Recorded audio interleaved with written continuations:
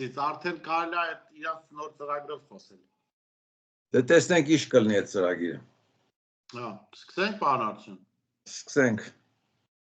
Բարև ձեզ հարգելի հեռուստատողներ, մենք շարունակում ենք կարևորագույն թեմաների քննարկումները, այս պահին մենք հնարավորություն ենք զրուցելու շատ հարգելի պարոն Արա Հարությունյանի հետ, շնորհակալ եմ պարոն Հարությունյան մեզ հնարավորություն տալուց ձեզ հետ զրուցելու համար։ Օրես մի թեմայի շուրջ էինք զրուցում եթերում եւ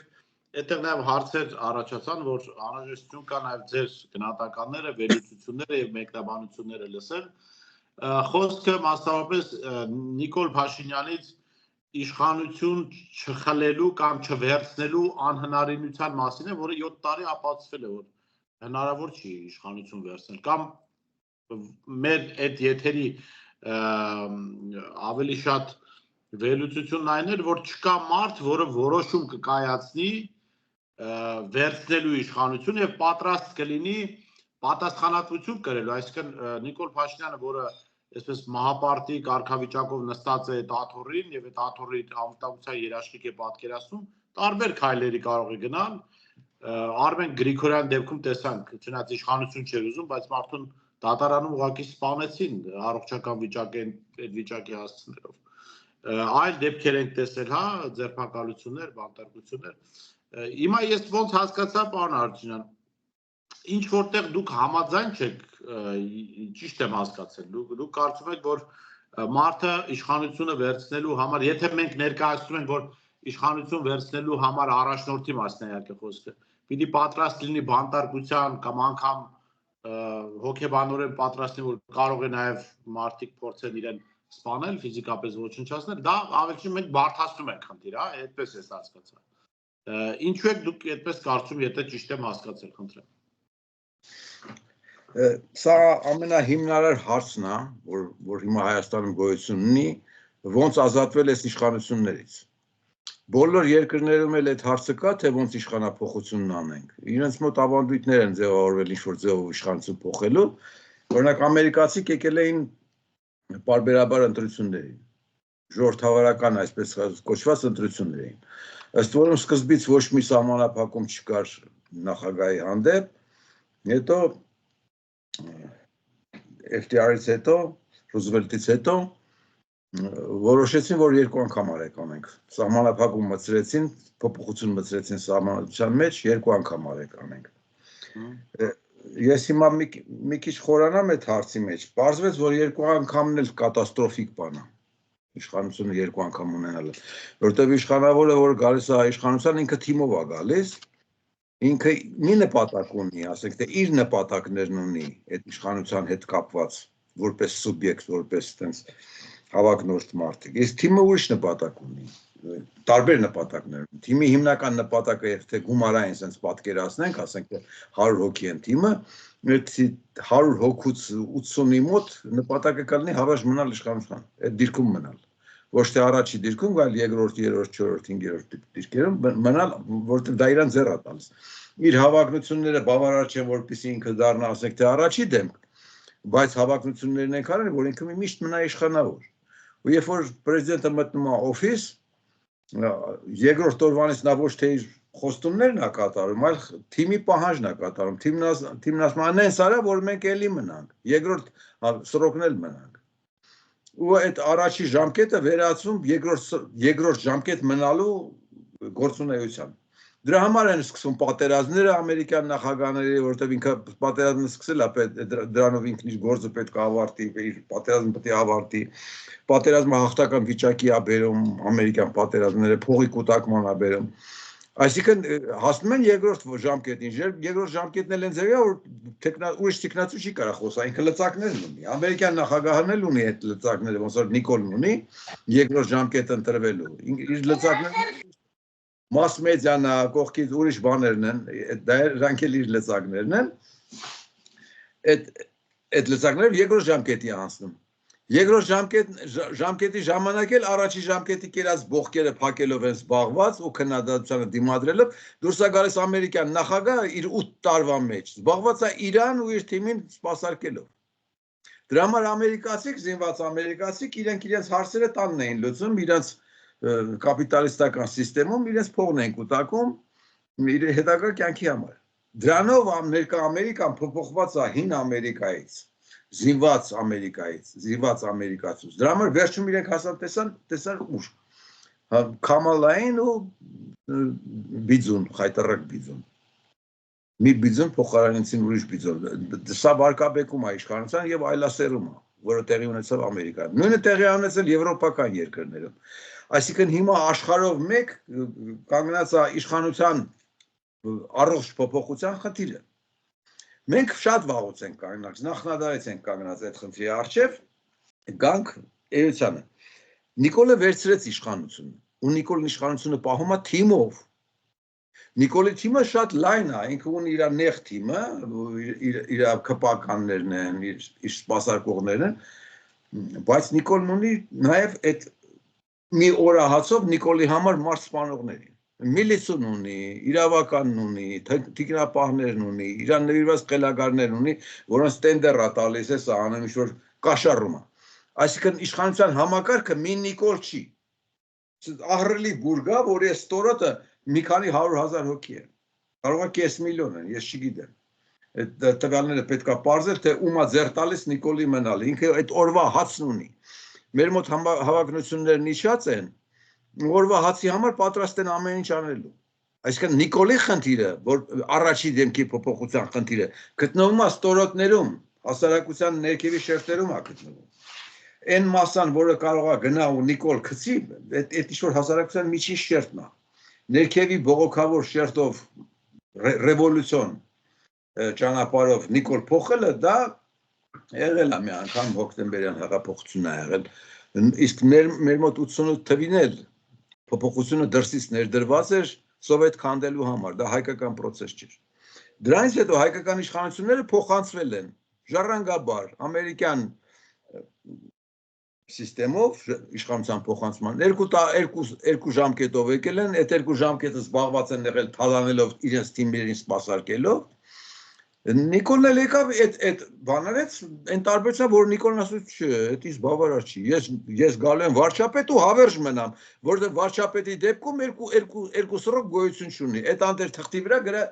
այն թղթերի վրա, արևմտյան թղթերի վրա գրած է երկու ժամկետը նախագահներին է։ Վարչապետին դա չի վերաբերում։ Վարչապետ եմ, հավերժ եմ։ Հիմա այսքանը հասկանալով հայկական վերլուծաբաններն ու քաղաքական հարցերը մեկնաբանողները պետք է հասկանան, իսկ որն է այն ուժը, որը կարա Նիկոլի շուրջն է։ Դրա համար հայերն ասում են մեկը չկա սրան խփի։ Այսինքն գալիս ենք հայրենասիրական դաշտ, ոչ թե քաղաքական դաշտ։ Պատկերացնում ենք, որ մի հատ ինչ-որ ահավոր հավակնոտ մարդ պետք է լինի, որը իր հավակնությունները զրոյի վրա է դրել, ազգիս համար գնամ դրան խփեմ։ Այսինքն արդեն մանրամասն ենք։ Ուրեմն կարելի է պատկերացնել, որ կան ազգային գործիչներ, մենք ունենք, չէ, 100 քանի տարեկան կուսակցություն ունենք, ազգասեր կուսակցությունը ու դրան նվիրված իր շերտով ունենք։ Ազգային գործիչներ, պետական գործիչներ, քաղաքական գործիչներ, մշակութային գործիչներ, հասարակական գործիչներ, թաղային գործիչներ, աղբերական գործիչներ, ընտանեկան գործիչներ, հազար ու մի տեսակ գործիչ կա։ Հիմա դրանցից որը պետք է գնա Նիկոլին խփի։ Չստացվավ, չէ։ Ժամանակ տեսնենք вообще ինչու՞մ է կայանում իրականությունը։ Պետք է իրականությունը խորը հասկանաս, որ Նիկոլին կարողանաս տեղից շարժես։ Դրա համար այսօր ես մի հատ նկար եմ ուզում ցույց տամ։ Սա շատ կարևոր է, ու հետո կշարունակենք խոսակցությունը։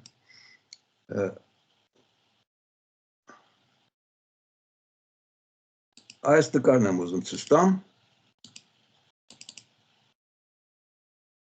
Տեսնում ես բարես նկարը էկրանին։ Կա։ Եղավ, ես էլ անցնեմ այդ նկարին։ Ուրեմն այստեղ նկարի վրա ի՞նչն է ցույց տված։ Ուրեմն հորիզոնական առանցքի վրա հասկանալն է, վերևում նյութի պարունակությունն է, իմաստն է, ասվածի էությունն է։ Ու դիագրամ է կազմված։ Ուրեմն ամենապրիմիտիվը դա է, որ տվյալներ կան, հետո երկրորդ շերտը գալիս է ինֆորմացիայի տեսքով։ Հետևյալն է ուրեմն ինֆորմացիան, ով, ինչը, երբ, որտեղ։ Այսինքն, երբ որ հարցերը քննարկում ես, ով արեց, ինչ արեց, երբ արեց, որտեղ արեց։ Հայկական իրականությունը այս մի քիչ բարդագույն ներկած մասում է գտնվում։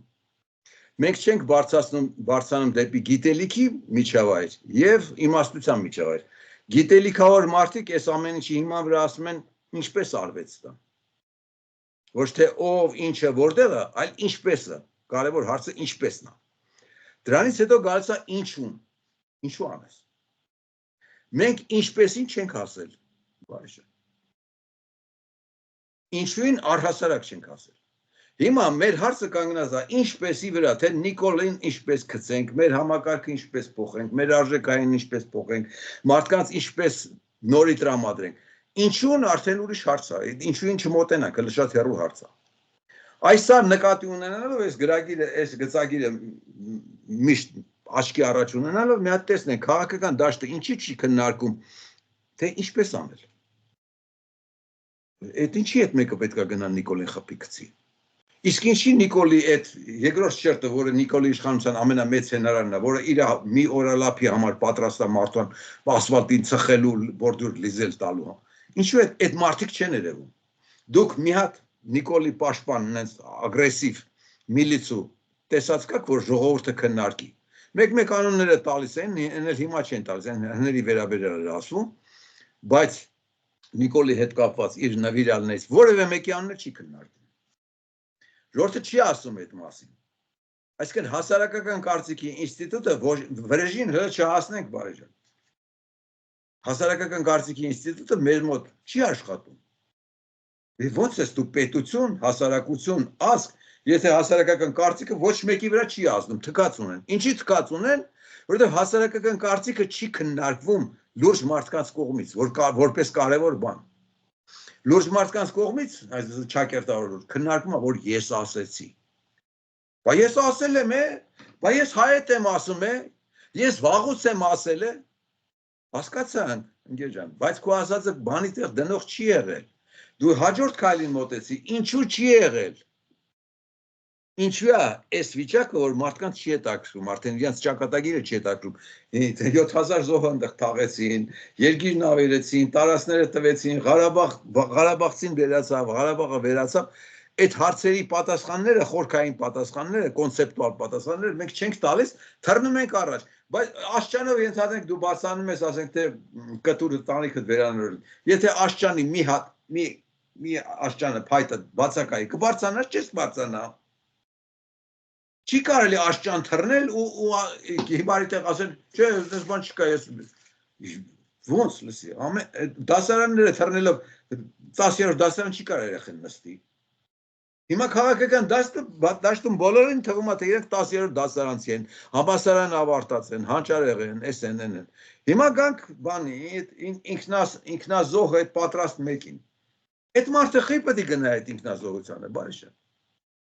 Այդ օրինակը ունեն, չէ, Նայիրին խելագար չէր, թուրքական շպիոն չէր, հայերի խելքին չհասկավ այս why, ինչու հարցը, իմաստնությանը չհասավ, թե Նայիրին ինչի այդ քայլին գնաց, ծալեցին, որովհետև ախպերականը կարացավ մեզ կերցնի, որ Նայիրին թուրքական շպիոն է, մարսեցին, դրանով մարսվեց եւ սպարածերտի էությունը, եւ հայկական իշխանության սնիկայությունը, Նայիրին գնացել էր իր ընտանիքով, իր մոտ մարդկանցով վրեժ լուծելու։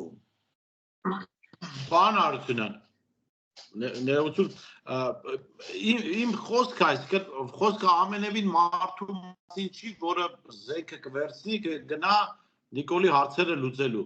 Խոսքն այն մասին է, ես մի փոքր բացեմ, երևի այդ եթերում չենք բացել, որ ասում ենք սիրելի քաղաքական առաջնորդ, երբ որ դուք ժողովրդին օրինակ հրավիրում եք հրապարակ, ասում եք եկեք գնանք հարցում, դու պիտի պատրաստ լինես ավելին անելու, քան հրապարակ եկած ժողովուրդը, որովհետև չի կարելի ամեն անգամ մարդկանց կանչել, հրավիրել հրապարակ, չգիտեմ, ասել եկեք գնանք այսինչ պրոցեսը անելու, թող հրապարակ չլինի, ցանկացած քաղաքական պրոցես։ Դե վերջում ասել դա չստացվեց։ Այսինքն դու պիտի խոսքը սրա մասին էր, ոչ թե ասենք զենք վերցնել, գնալ Նիկոլի հարցերը լուծել։ Հիմա դա քննարկենք, բարեժան։ Մինչև հրապարակ գնալը կենցաղ կա։ Թաղ կա, ընտանիք կա, արժեքային կա։ Մենք պետք է ասենք, մեր հրապարակ գնալը երբեք արդյունքի չի հասցնում։ Ինչի՞։ Ինչու՞։ Որտեղ մենք չենք գալիս հրապարակ գործ անելու։ Մենք գալիս ենք հրապարակ խորաթա անելու ու պտիշկա դնելու, որ մենք հրապարակ գնացինք, խոսացինք։ Անելիքը, թե ինչ արվի ու ինչպես արվի, մինչև հրապարակը պետք է լինի, ինչպեսի հարցը կա, չէ՞, այդ իմաստալիության մեջ, ինչպես անելն է։ Ինչպես անելը հայկական իրականության մեջ մենակ է դա, մեկը չկա գնա խփի սպանի,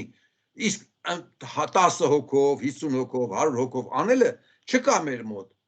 Իսկ եթե մեկը չի, այլ 10 հոգին է, 10 հոգին ինչպես անեն, այդ հարցը կա։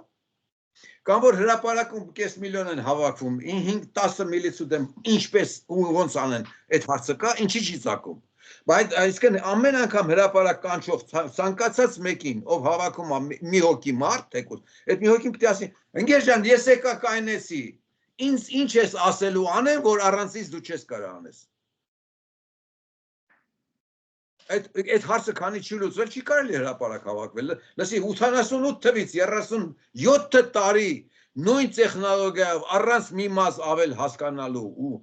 վերլուծելու կարելի է նույն բանը կրկնել։ Վերջի 15-20 տարին էլ խայտարակ բուքսավատով, ինչ 15-20 տարի, 30 տարին։ Նույնիսկ առաջի օրվանից, 88 թվից։ Հրապարակն անիմաստ էր։ Մենք տեսել ենք Թուրքիայի Պարոն Արտյան, ձեր մտքի որպես շարունակություն եմ, այս ոչ թե մտքի շարունակություն են, օրինակ թե ինչով եմ այդ դրվագով հատկապես շատ ու շատ համաձայն ձեր կարծիքի հետ, ուրեմն օրես ընկերոջս հետ մի զրույց եմ ունենում, այսինքն երկուսս էլ բարկացրել էր մի հարցազրույց, որտեղ սեռական դա իր խնդիրն է, ոչ ավանդական կողմնորոշումն, պորնո դերասան տղամարդը արցախցիներին թիրախավորում, ասում է հայ զինվորների 40%-ը արցախցիներն են սպանել, չգիտեմ Թուրքիան, չգիտեմ, այս կարգի խոսակցություններ, որ պետք է նրանց վտարենք Հայաստանից բան, երկուսից էլ բարկացրել էր այդ հարցազրույցը, բայց խնդիրը որն էր, որ հարցազրույցավարը երկուսիցս ընկերոջս հարևանն էր։ Ես ասում եմ, լսի, դուք որպես հարևաններ այդ հարցազրույցը անցկացնում պիտի մերժեք, այսինքն դուք պիտի ոչ թե իրան կշտամբեք, իրան պիտի պրոստը բարև չտաք, այսինքն մարդը պիտի գա բիզնեսկա, պիտի մերժված լինի, ասիկան լի գնաց տեղից, կամ եթե դու մնում ես մենք գնանք այստեղից, որտեվ դու սրիկա ես ուղղակի, այսինքն դու մարդ չես։ Ընկերս իհարկե ես գիտեմ, որ շատ է կշտամբում նման մարդկանց, վստահ եմ, բայց ի վերջո ասենք բանը մարդկային խոսակ ու միայն այդ դրվագով չէ, էլի խոսակցություններ են եղել, այսինքն ընկեր կա, որը ոստիկան հարևան ունի, որը սրիկայություն անում, այսինքն կին ա ծեծում, չգիտեմ, զովացի մայր ա քաշքում, դա հարևան է, էլի ինչ անեմ։ Այսինքն ստեղ սա արդեն հարց է, որովհետև եթե սրիկայություն անող քո հարևանին դու պատրաստ ես հանդուրժել, Նիկոլն էլ լիքը մարդկանց հարևան է, ուրիշ մարդկանց հարևան է, որը, ասենք, չգիտեմ, կառավարական դաչայում հարևաններ ունի։ Ինքը հարյուրավոր հազարների կերակրող է, հաց տվող է, իր ձեռին են նայում։ Այսինքն դու քաղաքացի չես, եթե դու ճշմարտությանը դեմ ես գնում, հոգուտ այդ հարևան չի, վախի հարց կա։ Բարիշ ջան, ինքը միայն հարևանության հարց չի։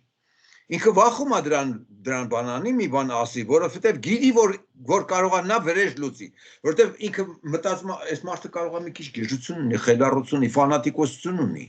Ինքը կարող է պատահի ինձ չվնասի, երեխուս վնասի։ Դա այդտեղ վախել եմ հայկական իրականության դաշտը արդեն վախերով է պայմանավորված, Նիկոլ։ Բարեժան։ Նիկոլից վախենալը մի բան է,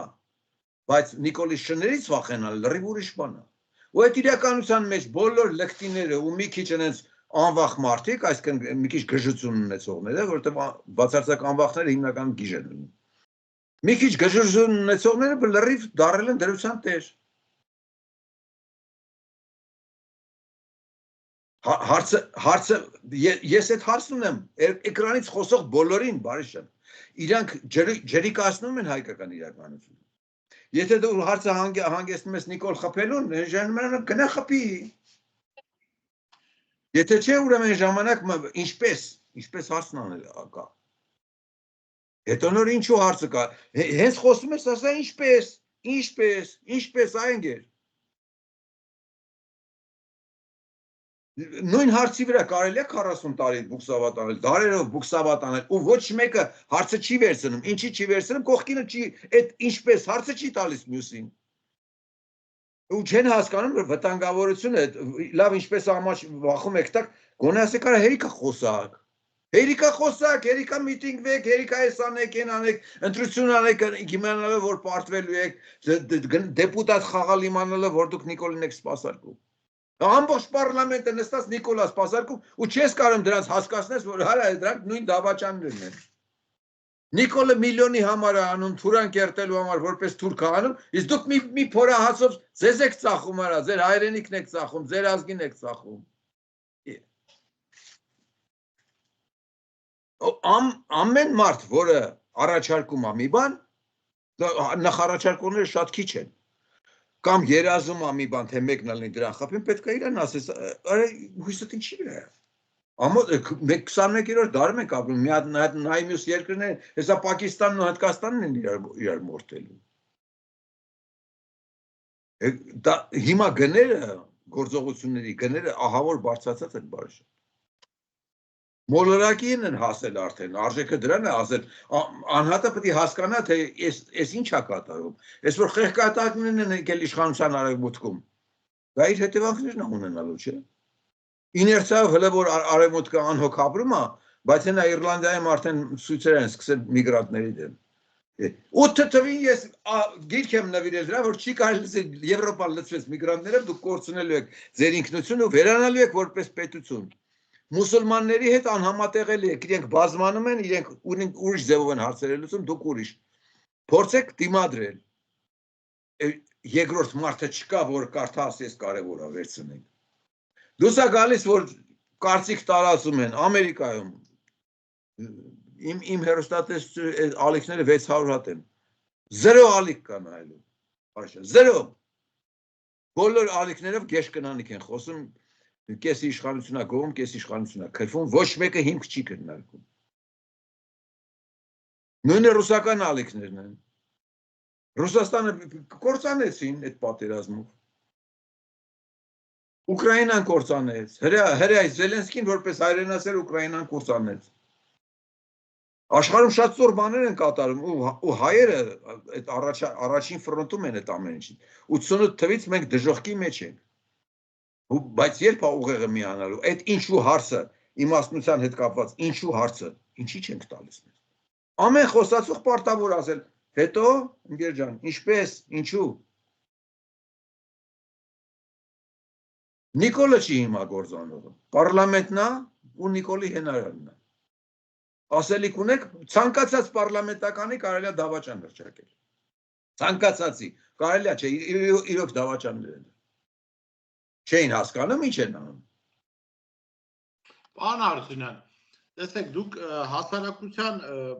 իրականում մենք հասարակության կարևորագույն խնդրի մասին եք խոսում, բայց այստեղ մի հատ ուրիշ հարց կա։ Արդյոք հասարակությունը հասկանում է այն ինչ որ դուք ասում եք։ Ես կարծում եմ հասարակության լայք շերտերը ուղղակի քաղաքականությունը հասկանալու իմաստով 0 դասարան էլ չկա։ Այսինքն մարդիկ միայն շարժվում են էմոցիաներով, այսինքն ոնց է մեր խոսույթը։ Պուտինը դավաճան է, Ռուսաստանը դավաճան է, Ամերիկան հերոս է։ Ամերիկան մեզ կփրկի, թե չգիտեմ ինչի, Ռուսաստանը մեզ կվաճառի։ Ասում են քարտեզ են հրապարակում, ասում են Տիգրան Մեծի ժամանակ Հայաստանը այսքան էր, հենց միացանք Ռուսաստանին, Տիգրան Մեծի հողերը դարձան այսքան։ Ու հետ կապ չունի, որ Տիգրան Մեծի ժամանակ Ռուսաստան չի եղել։ Դրանից հետո էլ երկար ժամանակ Ռուսաստանը նոր ստեղծվում էր, հետո մեր ռեգիոնում գոյություն չուներ, մի 200 տարի է այստեղ, հետո ոչ մի կապ չունի մարդկանց մտքերում պատմություն չեն էլ ուսումնասիրում երևի, որ այն Հայաստանը, որ այսօր կա, իրականում եթե չլիներ ռուսական կայսրություն, ես չգիտեմ դա սա կլիներ, թե չէ մեր որպես պետություն, որպես հավաքական միավոր։ Ես լավ իմ օրինակով ասեմ։ Ես ավարտել եմ հայկական դպրոցը, անկեղծ եմ ասում, 10-րդ դասարանը, այն պատմությունը, որը դպրոցներում ենք անցել, այդ պատմությամբ ես չեմ հասկացել, որ հայկական պետականություն ինչ որ ընթաց գոյություն չի ունեցել։ Իմ համար միշտ այդ պետությունը եղել է։ Իսկ պատմությունը որ կարդում ես, ինքը ընդհատված բան չի երևում։ Ու սա խնդիր է, մարդիկ իրական պատկերացումներ չունեն քաղաքական process-ների մասին, ռեգիոնի մասին, ռեգիոնի խաղացողների մասին։ Հիմա մի ուրիշ օրինակ բերեմ։ Ես հաճախ գնում եմ Իրաք, որը մեզանից ընդամենը 700 կիլոմետր է հեռու։ Որ ասում գնում եմ Իրաք, ասում ես ուր ես գնում։ Ասում ճիշտ ասած մեզ շատ մոտ է։ Մեքենայով ընդամենը մի քանի ժամվա ճանապարհ է։ Բայց որ ասեմ գնում եմ Փարիզ, մարդիկ կհամարեն, որ շատ մոտիկ տեղ եմ գնում։ Իրականում Փարիզը շատ ավելի հեռու է, քան Իրաքը։ Մարդիկ նաև ռեգիոնալ վեստիբուլար ապարատ կա, չէ՞ որ մարդու մարմինը հավասարակշռության մեջ է ապահովում։ Բանը ռեգիոնալ այդ ապարատն է մեր մոտ փչացել, այսինքն մարդիկ չէ պատկերացնում մենք ինչ տարածաշրջանում ենք ապրում, ովքեր են մեր հարևանները, չգիտեմ, որ Փարիզը մեծ հարևան չի, Ֆրանսիան մեծ հարևան չի, կարող է լավ հարևան լինել, բայց ինքը չի մեր հարևանը, որ Ռուսաստանը մեզ շատ ավելի մոտ է, քան Միացյալ Նահանգները, որ Ադրբեջանը մեր հարևանն է, Թուրքիան մեր մյուս հարևանն է, Իրանի մեր սահմանակից հատվածներում ադրբեջանցիներ են ապրում, Վրաստանի մեր սահմանակից հատվածներում մեծ մասամբ ադրբեջանցիներ են ապրում, այս ամեն ինչը ուղղակի հետաքրքիր չի, այսինքն մարդիկ չեն էլ ուզում դա, գուցե գրագիտության խնդիրն է, որ ձեր ասածը չի ասում։ Այո,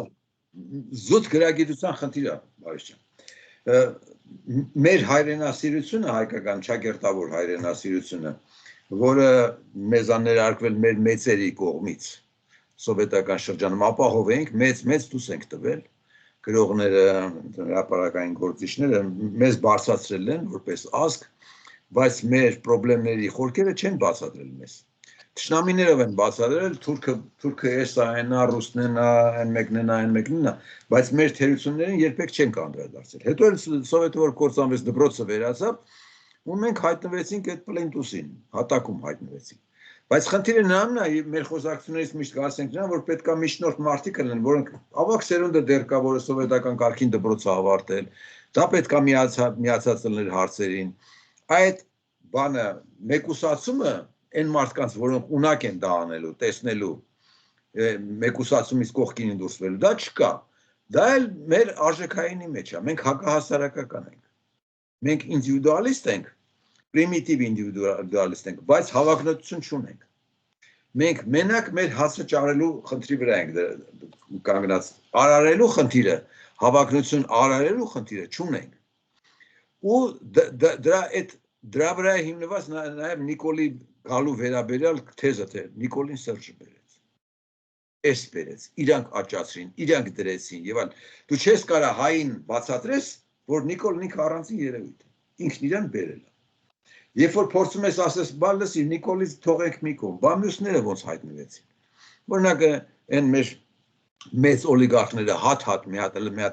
տենակ իրանց ինչ որ բերողները ովքեր են եղել։ Որոշներին բերել են, բայց որոշները մենակ իրանց շնորհքով են եկել։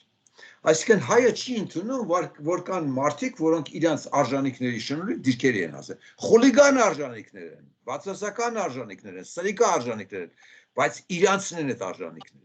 Իրանք այդ արժանինքների շնորհիվ են հասել դրան։ Լևոնին ով բերեց։ Լևոնին օգնել են, որպեսզի այդ դիրքերը հասնի։ Բայց եթե Լևոնն ինքը չունենար դիրքի հասնելու ունակությունը, Լևոնը չէր հասնի։ Ես ոչ մի ասում։ Դուք մի հատ արժեքային ճգնաժամի մասին ենք խոսում կամ բացակայության մասին, այսինքն որակների բան։ Այսօր համացանցում մի տեսանյութ էր պատտվում, որտեղ Կազբեկի շրջանում ուրեմն մի վրացի, մի այլ երիտասարդ վրացու էր սպանել, ուրեմն թաղման արարողության ժամանակ այս սպանողի հարազատ տղամարդիկ, ընտանիքի անդամ, Գերդաստանի տղամարդիկ այդ փողոց էին եկել ու ծնկի էին իջել այն մյուս կողմի հարազատների առաջ եւ հետո մի խոսքով այն կողմից ընդունեցին այդ ներողությունը, ցավակցությունները ընդունեցին։ Հայկական միջավայրում սա այսպես էր տարածում։ Մի քանի օր առաջ մի հատ անհեթեթ պատմությամբ մի 16 տարեկան տղայի էին սպանել։ Ասում եմ, այս 16 տարեկան տղայի սպանողների հարազատները արդյոք այսպես կվարվեն։ Բայց ասում արդյոք մենք այդպիսի արժեքային համակարգ ունենք, որ այսինքն վրացիք ունեն ինչ որ արժեքային համակարգ, դա լավ է թե վատ է, մեր մոտ ես չգիտեմ հասարակական կարմիր գիծ չկա, որը բոլորի համար նույնը լինի։ Այսինքն չկա բան, որը անթույլատրելի է ցանկացածի համար։ Եվ այստեղ մեր նախին քննարկումներում եղել, ու սրա մասին են կարծեմ խոսում, ամեն բան հնարավոր է անել, եթե կարողանում ես սղացնել։ Ու այս հասարակական միջավայրում ես չգիտեմ, դուք լավ խոսք ունեք բեջարողների մասին։ Երբ որ այսինքն հասարակության մեջ դիրք են ձեռք բերում մարդիկ, որոնք լավ կարողանում են բեջարել, այսինքն լավ կարողանում են անել ցանկացած բան, ու հիմնականում չնույնացնենք բոլորին, եւ կարողանում են անգամ իրենց վատ արածը սղացնել։ Բարի ջան, ես չգիտեմ, կարող եմ մեր խոսակցությունների ժամանակ մի անգամ ասել եմ շատ վաղուց, չեմ հիշում, իմ մոտակա հիշողությունը վատ է։ Ես անձնական դեպք պատմեմ։ Առաջի կուրսում 3 ընկերով համալսարանական առաջի կուրսեցի ընկերով գնացել էինք ծովափ։ Դե գնում ենք ծովափ, ցերեկները վեր էինք ընկնում ծովափում, ուշ էինք գալիս տուն, ուշ արթնանում, ուշ գնում, այդ մեր ռիթմը խախտված էր։ Ասենք թե 11-ին ծովափից հետ ես գալիս, խանութ չկա, մի հատ խանութ կար, որը բաց էր, ընդեղից հաց ու կալբաս էինք առնում, այսպես ասած, գալիս ենք տուն, ու հերթ էր, մերպես բոլորը հերթ էին կանգնած այդ մի խանութի դիմաց։ Մի անգամ հերթ ենք կանգնած, մի 10-20 հոգի հերթ կա, վաճառողը ռուս կինա, հերվից մի հատ լակոտ մոտեցավ, կոլոտ մոտեցավ, փոքր այս հերթն այս կողմից է, այդ պատոհանի մոտ, այս լակոտն այս կողմից։ Այս կինն ասում է, ես քեզ չեմ տալու,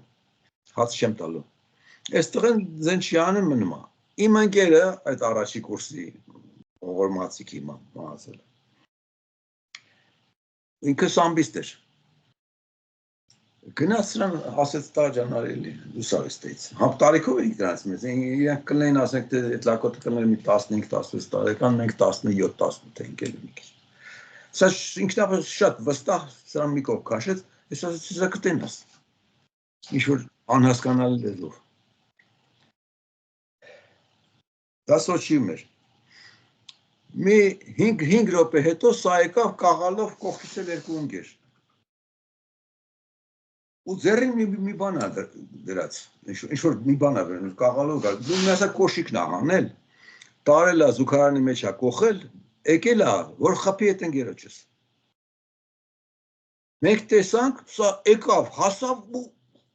հասրեց խփի այդ լակոտը ընկեր։ Կռիվը սկսվեց, այս հերթի ժողովուրդն էլ բան արեց, իսկույն միլիցիան եկավ, մի րոպե հետո միլիցիան եկավ, թե չէ գետանի դուրս չենք գա։ Միլիցիան, սրանք փախան, միլիցիան մեզ բռնեց տարավ։ Ասում ենք լսեք, դուք մենք մեղավոր չենք, էսա կռենս, մեզ չի հետաքրքրում։ Տարան բաժին, ասին ուրեմն տղեկ, դրանք մարդասպաններ են, չեչեններ են։ Թիմա, մենք դրանց հախից չենք կարացել գան, բայց մենք չենք ուզում, որ դուք մեռնեք։ Մենք հիմա կտանենք ձեզ տուն, վեշերդ կհավաքեք, կտանենք, կնստացնենք գնացք որտեղից որ եկել եք, ուր ուզում եք գնացեք, բայց Սոչից պետք է դուրս գաք։ Եկան տնից մեզ հանեցին, մուծվեցինք այդ տանտիրը, չբերեցին կայարան, սպասեցին մինչև մեզ գնացք նստացնեն, առավոտը շուտ, գիշերն իրանց մոտ եք մնացել, բաժնում եք մնացել։ Գնացքը շարժվել է, նոր դրանք կայարանից դուրս են եկել։ Սովետի պատմություն եմ անում։ Աբխազ ու ռուս միլիցիքը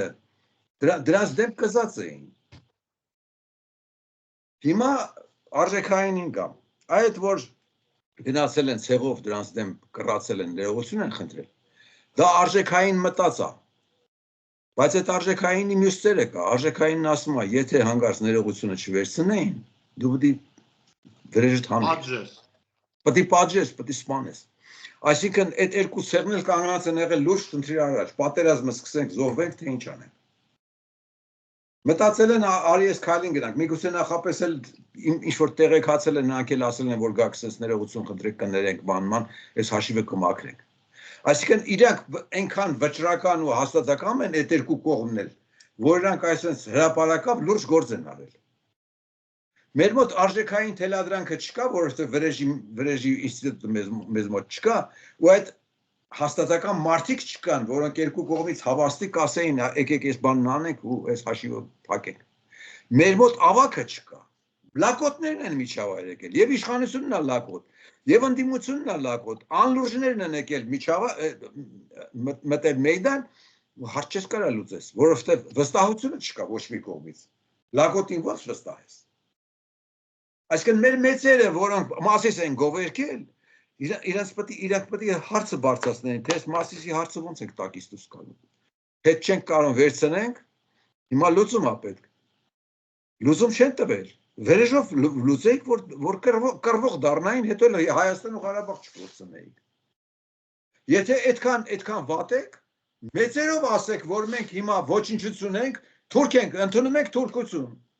Այն Նիկոլն հիմա Հայաստանը տալիս է, թող Նիկոլի սատարող երաժիշտ կոմպոզիտորները համաշխարհային Մանսուրյան ազգանունով, որը 38 տարի ջրի երեսին է։ Ինչի համար եք դրան հարգում, որ երկու հատ երգ է գրել։ Այդ երկը գրելով ինքը կործանել է ժողովրդին, որտեղ օրինակ է ծառայել, որ ճիվաղության օրինակ է ծառայել։ Մենք պետք է կարողանանք ամեն մեկին իր տեղ մարդիկ իրենց տեղն են վաստակում ըստ եղած ոչ թե իրենց բացարձակ մեծության, այլ ըստ եղած հանգամանքների։ Օրինակ չի կարելի հրդեհի պահին ու գովերքել բանին, ասենք թե գիտես Համբարձումյանն ինչ մեծ գիտնական, այլ հրդեհ պետք է հանգցնես։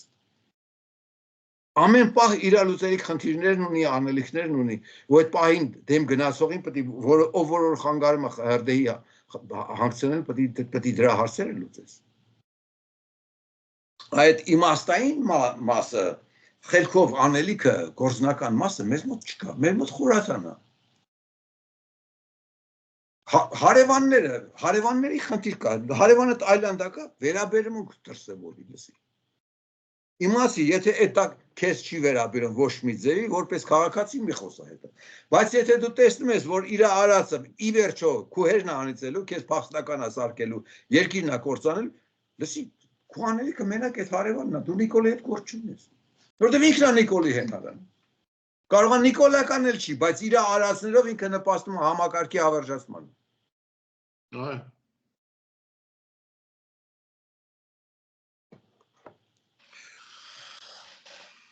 Շնորհակալ եմ, պարոն Հարությունյան, եթե ավելացնելու բան եք, որտեվ իրականում այո, այս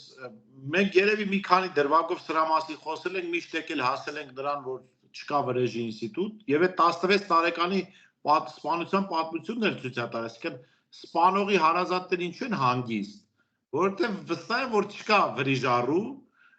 ինչ պիտի լինի, այդ տղենակ եկնա նստի, եթե մի քիչ ճարպի կա, բանտից էլ լավ դուրս կգա, չէ՞։ Տիրություն կան, այսինքն սա շատ կարևոր հանգամանք է, ես սա ընդ որում հանդիպել եմ վրեժի ինստիտուտը նաև Իրաքում, ներողություն պարոն Հարություն, Իրաքում ուրեմն քրդական հատվածում երբ որ ապրել եմ, բոլորի մոտ կա զենք, բոլորի մոտ, բայց սպանությունները ավելի քիչ են տեղի ունենում, քան Հայաստանում, ես հետաքրքրվեցի, թե ինչով է սա պայմանավորված, ասեցի նայի, Իրաքում մարդ սպանողը լավ գիտի, որ կամ իրան են սպանել, կամ իր ընտանիքից մեկը։ Այսինքն ինքը ոչ թե մարդուն է սպանում, ինքը իր ընտանիքի դատավճիռն է կայացնում։ Դրա համար շատ հազվադեպ հիմնավորման պետք է sense բան։ Ավելին ասեմ, այնտեղ մի հայաստանցի կար, որը 6-7 քրդերի պարտք էր։ Այսինքն $600,000, $700,000, վերջ մի պատմության մեջ են գանք իր պատճառով։ Ու ինձ դա էր հետաքրքրում, այս մարդուն ոչ չեմ վնասում, պարզվեց քրդերի մեջ ուրիշ սկզբունք կա, ասում է, եթե որևէ մեկը մի հոգուց ավել մարդկանց պարտք կա,